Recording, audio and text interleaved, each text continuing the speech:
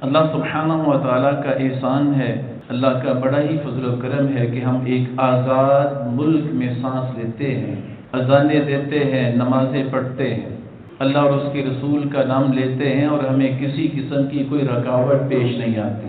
یہ بہت بڑا اللہ کا احسان ہے۔ بڑے بد نصیب اور بدبخت ہیں وہ لوگ جو ملک پاکستان کی بقا کے لیے قائم کیے جانے والے اداروں کو برا بھلا کہتے ہوئے دکھلائی اور سنائی دیتے ہیں۔ ان کو یہ سوچنا چاہیے سب سے پہلے بات کہ میرے پورے ننیال ددیال میں شاید ایک بندہ بھی فوج کے اندر نہ ہو۔ میں بالکل آزادانہ طور پہ اپنی مسجد امن کی طرف سے ایک امن کا پیغام دینے کے لیے گزارش کر رہا ہوں۔ ملک پاکستان کی فوج کے خلاف جو لوگ بھی اپنی زبان کو دراز کرتے ہیں وہ اس بات کو پلے باندھ دے کہ آپ کے گھر میں جو بہنیں بیٹھی ہوئی ہیں، بیٹیاں بیٹھی ہوئی ہیں، آپ کی بیویاں بیٹھی ہوئی ہیں، آپ کی مائیں اپنی عزت کو محفوظ کر کے بیٹھی ہوئی ہیں۔ وجہ کیا ہے؟ فوج۔ وجہ کیا ہے؟ ISI۔ وجہ کون ہے؟ یہ پولیس والے، یہ جیسے کیسے بھی ہیں۔ اللہ سبحانہ و تعالیٰ کی بہت بڑی نعمت ہے ہمارے پاکستانیوں کے لیے۔ آپ اپنے ہی تحفظ کرنے والے گارڈ کو نقصان پہنچانا شروع کر دیں تو اللہ جانتا ہے آپ کے گھر کے اندر آپ کی عزتیں، آپ کی جان مال،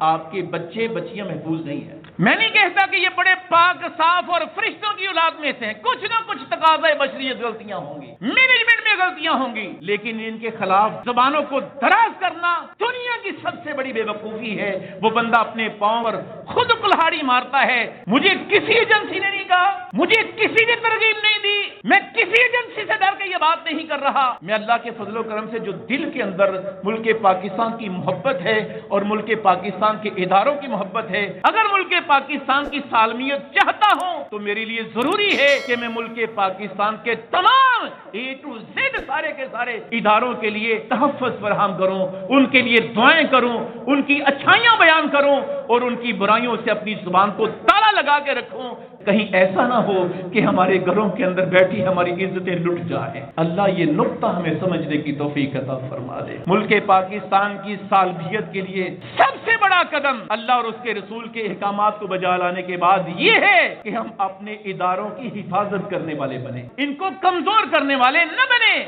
آپ اپنے سوشل میڈیا کا ایسا استعمال کریں کہ کوئی پوسٹ آپ کے پاس اگر کسی فوجی کے خلاف، کسی جنرل کے خلاف، کسی کمانڈر کے خلاف، کسی ادارے کے خلاف، کسی پولیس والے کے خلاف آئے تو اس کو آگے فارورڈ بالکل نہیں کرنا، ڈیلیٹ کر دیں۔ اللہ سے دعا ہے اللہ خالق و مالک ہمیں توفیق عطا فرمائے۔ وما توفيقي إلا بالله عليه توكلت وإليه أنيب